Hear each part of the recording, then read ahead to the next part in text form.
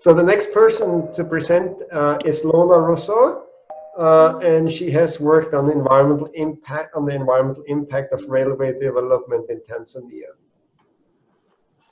Hi, thank you. And thank you, Hannah, for your presentation. I will just start to share my screen. Yes. So hi, everyone. I'm Lola, and I wrote my thesis with Edgar Erdvich as my supervisor. And the topic is about environmental impact of railway development in Tanzania. I will start with some background. So in Africa, there is a growing population and there is also an economic growth. And this results in needs for transport of goods and transport of people. But currently, the railway activities are rather low. The passengers and freight transported are rather low compared to global rail transport, and there is road overloading. However, there is a potential for railway development in Africa. First, railway is energy efficient, and the role for railway in Africa could be very central by addressing overloading and road safety issues, by transferring goods from road to rail and reduce the number of fatalities on the road.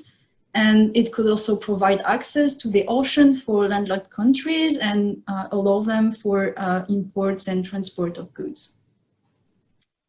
In my thesis, I focused on railway in Tanzania. The current situation, there are two main railway lines. In red, you have the central line, which was built during colonial times. And there is the Tazara line connecting Tanzania to Zambia in orange.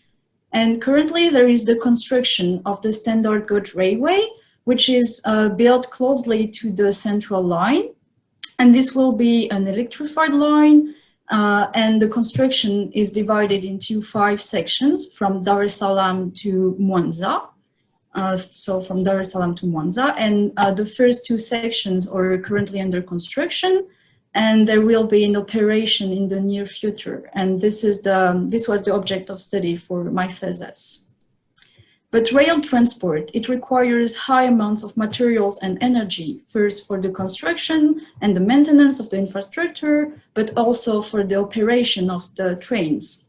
And in my thesis, I decided to use life cycle assessment methodology to evaluate the environmental impacts of the standard gauge railway in Tanzania. The goal and scope of my study. First, it is to transport passengers and freight from Dar es Salaam to Makutupura, which correspond to the first 2 sections of the standard gauge railway. And I divided the system into the infrastructure, considering the construction, maintenance, and end-of-life stages, the rolling stock with the manufacture, the maintenance and end-of-life of trains for passengers, locomotives and goods wagons for freight transport, and then the operation, but I only considered the operation of the rolling stock and not the operation of the infrastructure due to a lack of data. The infrastructure can be represented in a very simple way. You have different components, for example, some tunnels when you need to cross mountains, and some viaducts, some underpasses for pedestrians, animals, some overpasses for roads which are crossing the railway line, some culverts for water passing through the line, and you have some track components and the power signaling system, and then you have the rolling stock. And all of that, it requires high amount of energy and materials, and it results in emissions and environmental impacts. And in my study, I decided to focus on a 60-year period of calculation from the construction, and during 60 years, the maintenance and the operation of the railway lines. I used a few tools to be able to conduct this LCA. ARDA, which is developed by the Industrial Ecology Program at NTNU, and the database EcoEvent version 3.2 for collecting materials and build my inventory. And I collected data from online resources, mainly because I was not able to get some project-specific data. Even if I was in contact with one of the main contractors, it was impossible to get directly data from them. But there was an environmental and social impact assessment report made available, and some videos of the construction progress. And I also used previous rail studies. I had to learn from other topics, for example, tunnel construction.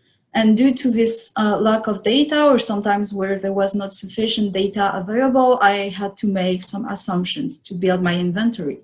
So I will not go through the inventory, I will go directly to the main results and the life cycle impact assessment. So this graph is presenting how each of the subsystems I introduced are contributing to some environmental impact categories. And we can see that the operation in gray is contributing mainly to 4 impact categories: climate change, fossil depletion, particulate matter formation, and terrestrial acidification. And this comes from the electricity supply mix in Tanzania, which is mainly composed of fossil fuels, natural gas, and oil. And the infrastructure is in blue is mainly contributing to the other impact categories for freshwater eutrophication, human toxicity, and mineral resource depletion. It comes from the use of steel, which is used for in many track components, the rails, the sleepers, but also in civil engineering structures, bridges, tunnels, and in the power and signaling system. And regarding natural land transformation, it comes from the construction itself of the railway line, where there was some vegetation clearance needed, and because the land is changed from natural land to a rail infrastructure land. And I developed a few scenarios to see how these environmental impacts can be reduced.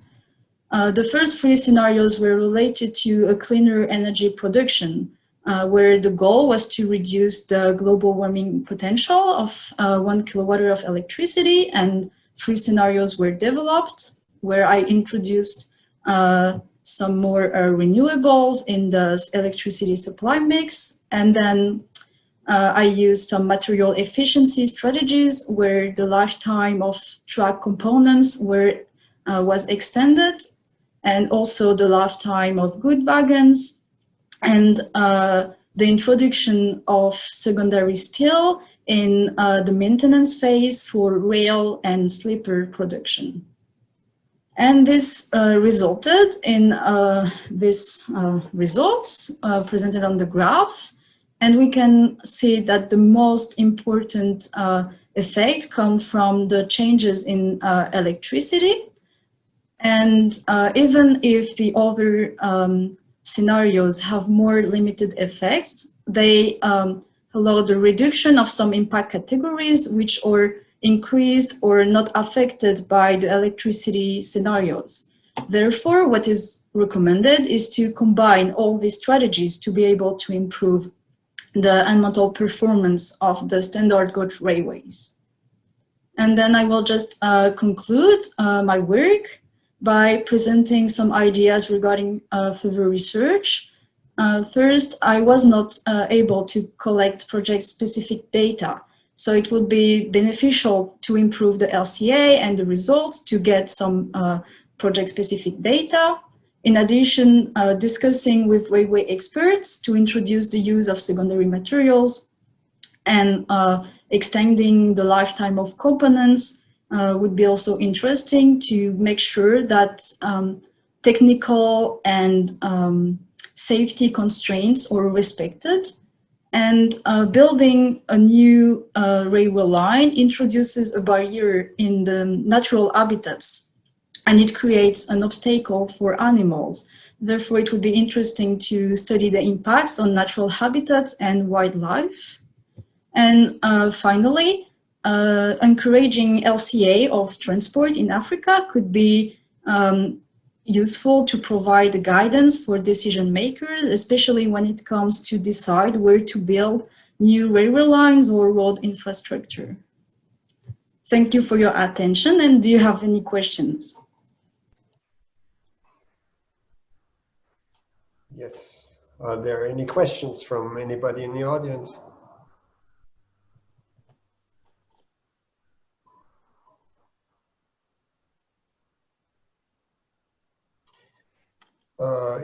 if you need a little bit more time to think, there's one question. I know, of course, that you have been in touch with people both in Tanzania and in Turkey, where the company is located that built the line.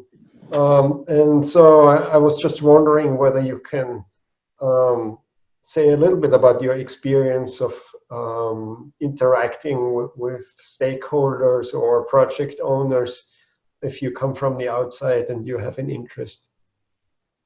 So it was not so easy to first get some email addresses, because the general email, sometimes I just didn't get any answer. And also I remember that sometimes I was discussing with someone and they needed to ask someone else, we needed to ask someone else. And at the end it was just, they told me that they couldn't share because their employer is the Tanzanian government, which is totally understandable. Therefore, it could be interesting to have more interactions with industries and some partnerships to be able to collect data. Mm-hmm. Of course, there is less and less freedom in Tanzania, so the government has changed there not so long ago, and there might be a political background to some of the difficulties of why people are not willing to talk.